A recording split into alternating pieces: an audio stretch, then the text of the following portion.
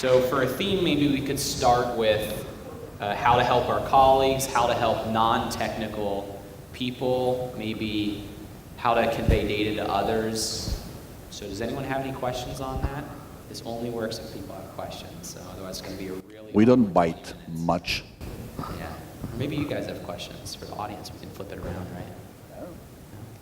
Does anyone have a question? So this is about dashboards then. We are trying to start from there, or We'll we start with dashboards. So have you guys built any dashboards before? And if you have, yeah, so does it? everyone know what a dashboard is? Yeah, Yeah. kind of, right? It is perfect for keeping... Are there any managers here?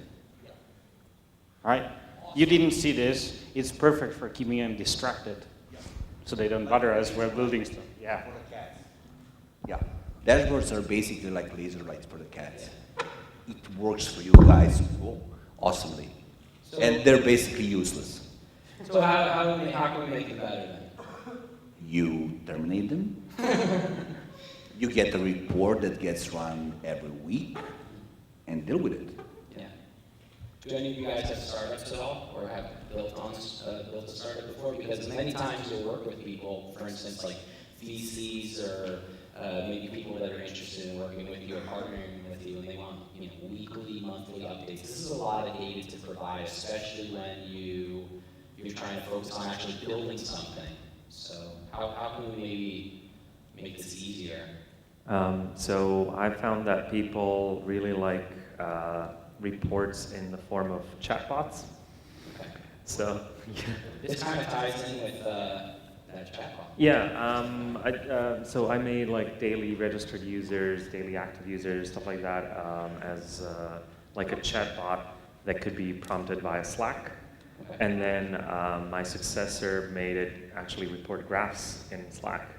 And I know people use it, and it's really, really good. I recently set up a dashboarding solution, and I don't think anyone uses it. Yeah. So maybe if we take this information and turn it into a bot, that's one of the solutions. Yeah, I think dashboards can be overwhelming, and then people just don't want to invest time into learning them. They want the answer to their one question.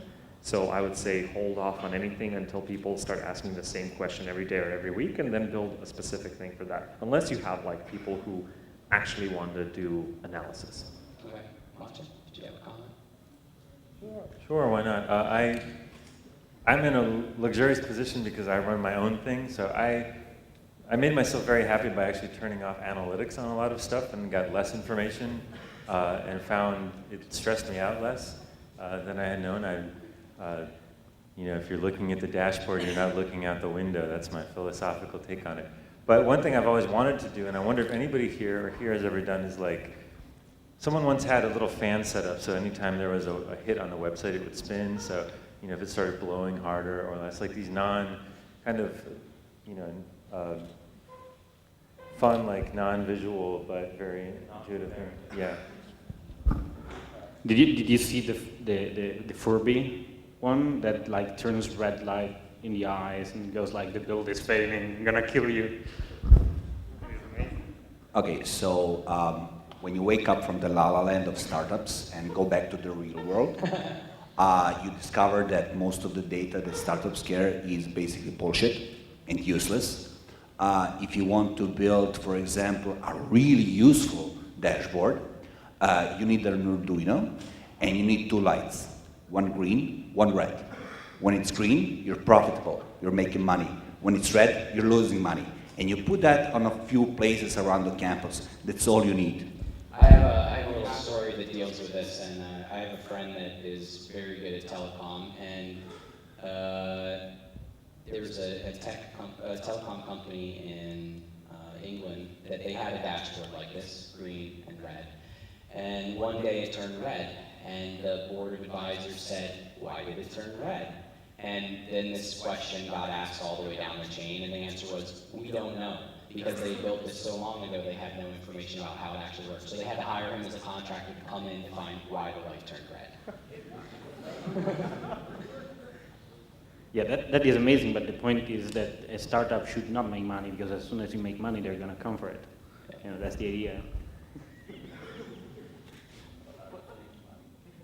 That's the point. You're a startup, you're not making money, you're just draining it from a bank account from somebody else. Playing ping pong, right? Table tennis. I forgot to actually introduce these gentlemen, so why don't you guys take a minute and just introduce yourself?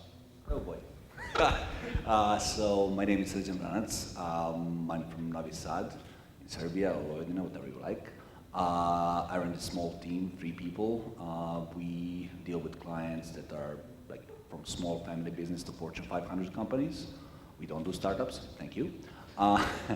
And that's about it. I'm Marco. I do review things on the internet. Does anybody know Uncle Bob? Yeah? You know what? Uncle Bob? Yeah. Uncle Bob is pretty much a legend when it comes to software quality. So I'm a consultant, so his definition of a consultant is that it's like seagulls. They come over your place, they eat all your food, they do a lot of noise, they shit all over your place, and then they leave. So that's my job. I'm having fun with it. So if you need somebody to be a seagull, just call me. And usually I do PHP. Hi, I'm Luka, and I put the genie back in the bottle for a living. I've been working remotely for various startups and established companies for over 10 years, doing web stuff and most recently like back-end server stuff. My name is Maciej Ceglowski. I'm from up north in Poland, but I live in California. And for 7 years, I've been running a bookmarking website called Pinboard that I just work on by myself. Cool. I'm Steve. So, does anyone have any questions? We have 2 mics. So basically, because the 3 of you are consultants, any seagulls, okay? Any tips, tips on how to become a consultant? Like any, Everyone quit your job. I think that's like any stories, how you get to this point? How Something you like got to do consulting? Yeah. For me, it was tequila. What was that? Tequila.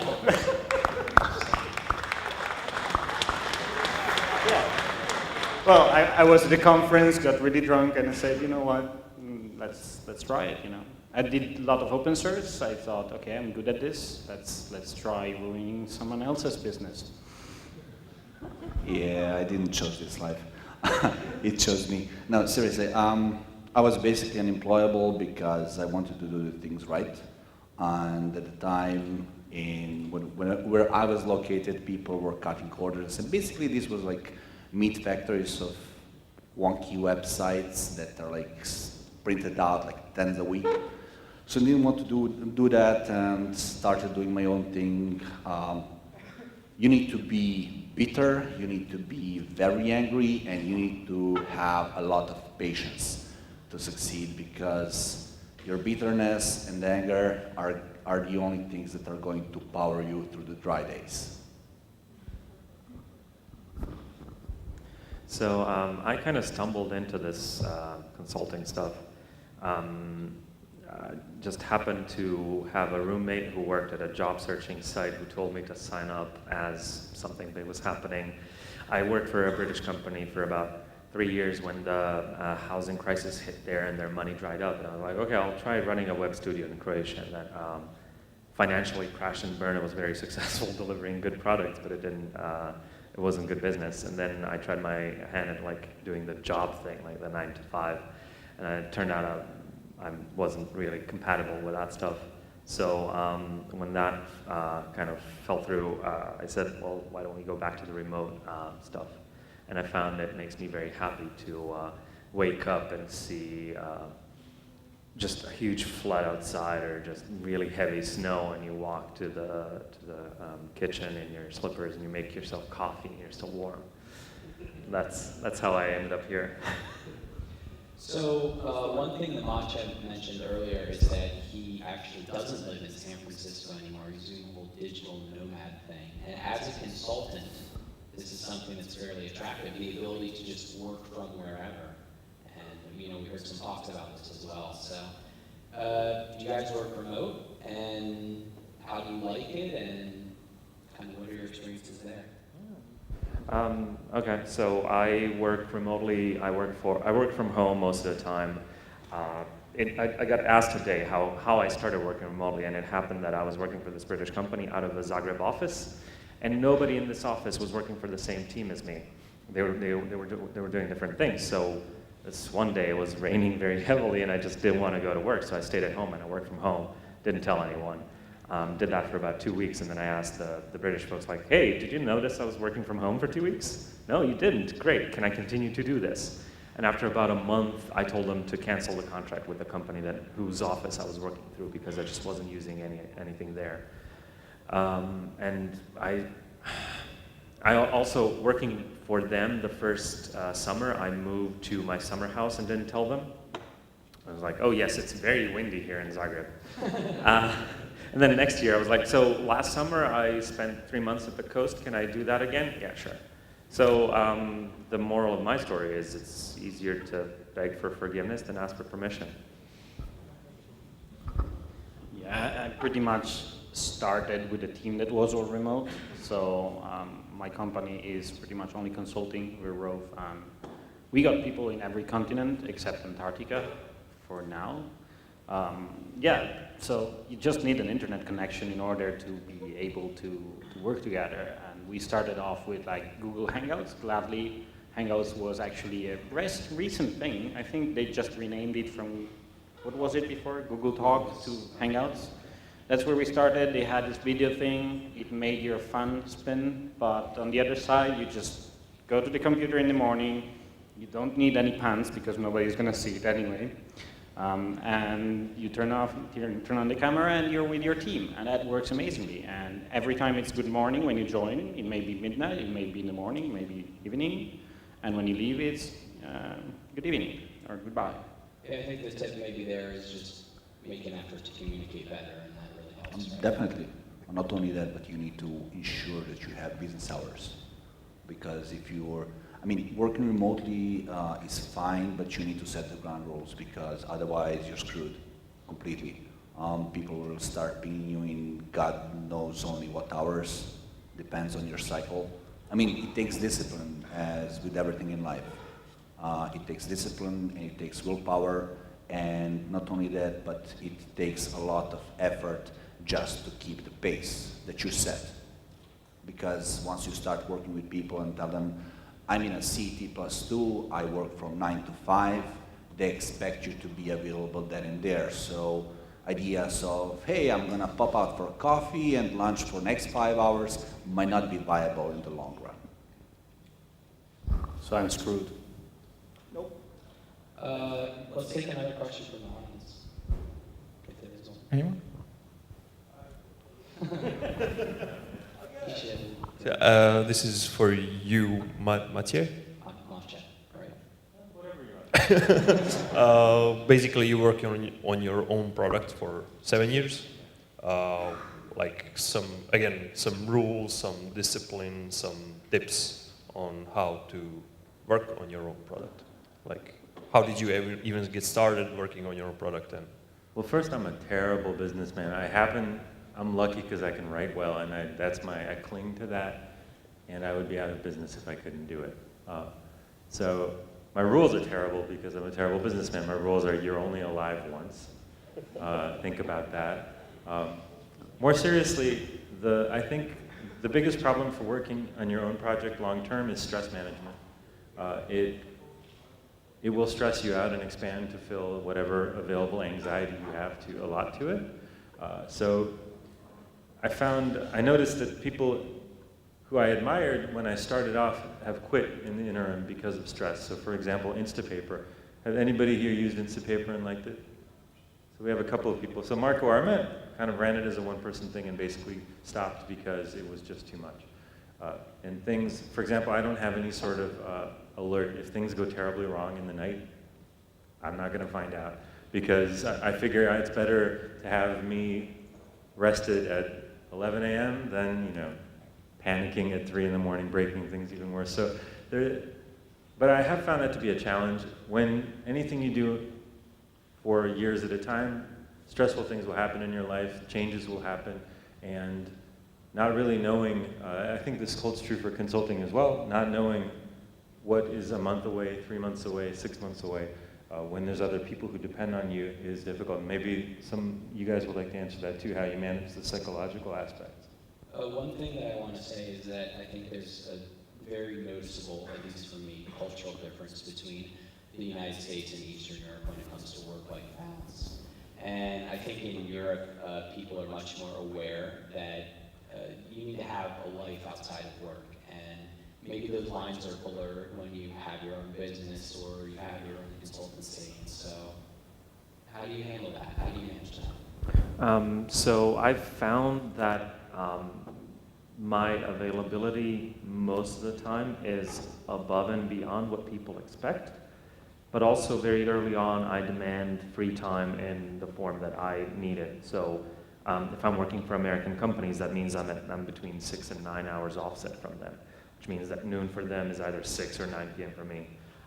So if I want to go to the movies at 8 p.m., I'm going to peace out. But also if it's Sunday and an email comes in and even though it isn't urgent, but like the thing is someone needs some piece of information, I'm going to reply from my phone. I'm going to sit down at the computer if I have to. So I immediately give more than people expect from normal full-time employees at an office, but I also demand freedom for my time. Yeah, so first of all, when you switch to consulting from an employment position or any kind of freelancing position, when you switch to it, you start becoming more aware that the only thing that nobody can ever reimburse you is your time and your nerves. Nobody's going to pay for your nerves and your time, so you make them pay for it.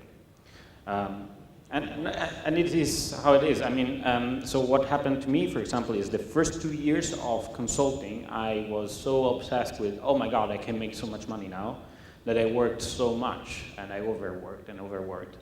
In 2015, I was GitHub #1 committer overall, and then I crashed completely. Had a burn down, like every few years, nice. And then I realized, you know what? There is nothing that money can buy that isn't as worth as time. So you start valuing time more and more, you reduce your workload, and try to fit in less hours for more money, and just keep going. Oh, good. So, building on what these two guys said, and then you get a team, and things start to get even more complicated. Family comes first, so you take care of yourself, then your team comes, and make sure that they have more than enough time to take care of their families. If they need to leave work because of whatever, just fine, let me know, go away. It's perfectly fine. 1 day, 5 days, take care of yourself, take care of your family. That is something that you as a business owner owe to them, because these guys are the ones that are not going to fail you when shit hits the fan. I have a question. Is unplugged vacation possible when you're a developer and a remote worker? So when you go on vacation, can you totally detach from your business, from your work? No, absolutely. Oh, that was you. That was not me. I've had periods in my life when it was not possible, and I've certainly had periods when it is. Currently, I'm in a period where it is. But that's because I'm working in a larger company with a bigger team where I can take a week off and just disconnect. When you start hitting 2 weeks, then when you want 2 weeks disconnected, then people are like, maybe you could check your email every once in a while. But I've also been in a situation where going offline for a week would mean that something would break 2 days in and be down for 5 days until someone found a carrier pigeon to get to me. It depends. If that's something that is important to you, so it's not terribly important to me because when I was in those positions, I chose to be in them and I liked what I was doing. I don't care much for going on a deserted island. That's just not what I do. So I don't mind being dragged out of a weekend or like in the middle of a vacation if something really broke. I do try to communicate that I will be away and then not answer like regular stuff. But if something breaks, then if that's important to you, just you can find a bigger team to work in where you will be one of the cogs and not the one person who knows everything. Then you can just leave for 2 weeks. It's fine. Your perspective is going to be... My perspective is different. Almost a year ago, I took a 5-week sea trip to Antarctica, and for the first time in, I think, 11 years, I had no internet. There was a secret satellite connection that cost $1 for every 200, for every 10K, so, and everything broke while I was gone, and I came back. But I would remark 2 things. One is that when you're dead, you're going to be offline for a long time, and the world will continue to exist without you. The second thing is that 5 weeks was a long time to be offline, and when I came back from that, I felt like I had quit drugs or something, and I was looking at the heroin kit, and I knew I had to, get back in, but it was a really disconcerting feeling. And I understand that very few people have the luxury to go offline completely, but it's really worth giving a try just because you learn something about yourself and your relationship to these machines and computers that might surprise you.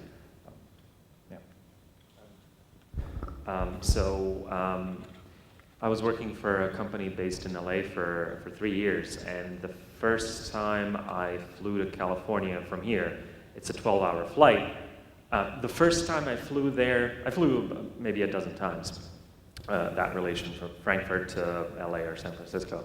It's a 11, 12-hour flight. The first time the plane had in-flight Wi-Fi, I was like, yes, please take 30 euros for in-flight Wi-Fi, it's awesome. Never again. I never paid for in-flight Wi-Fi again. It's the most amazing 12 hours of my life now. When I fly somewhere over, when I fly transatlantic, and there's just nothing. It's what you packed with yourself. If you pack books, if you pack TV shows, movies, whatever's on the plane, and the people you're surrounded with. And I don't pay for in-flight Wi-Fi anymore. Yeah, I think it's really important to set expectations with the people you work with. Trust people, delegate to people when you can, don't micromanage, and then sometimes, say no, be offline, and it's okay. It's tough, but, if you plan it correctly, you set expectations, no one will be mad at you. And I think that's okay. That depends on the business model, though. Sure. So, you're working for a company right now. You're working for your own product. You're working for a product company, kind of stable. I work for whatever comes up the week. In this week or next week or whatever. So what happens is that when you lose contact with a client, even by a few hours because you delay an answer, whatever, they feel left out, and that's how you usually end up losing them on the longer term. Yes, of course, you just say sorry and whatever. But at the end of the day, you still have to check the email once to just see if that important client of yours is there, so you never get really to disconnect there. Should probably move to a product company. If you're the point man, there is no such thing as a disconnected vacation. If you're a member of the team, you can. This year was the first time that I took a week. We went to the mountains, and I basically didn't check my email. And I announced it in time and said, look, this is something that I need to do. Please don't bother me unless the house is on fire. Fortunately, it wasn't. And yeah, I will tell you the story about my flight to New York. So basically, this was my first, mostly disconnected time. It's possible, but again, if you're the point man, team lead, business owner, whatever, what Marcus said, you need to keep the finger close to the pulse. Whether it is responding to emails from the client, just keeping yourself in the loop, light reading in the evening or something, but you cannot step away completely. That's it. Thank you guys. We're out of time.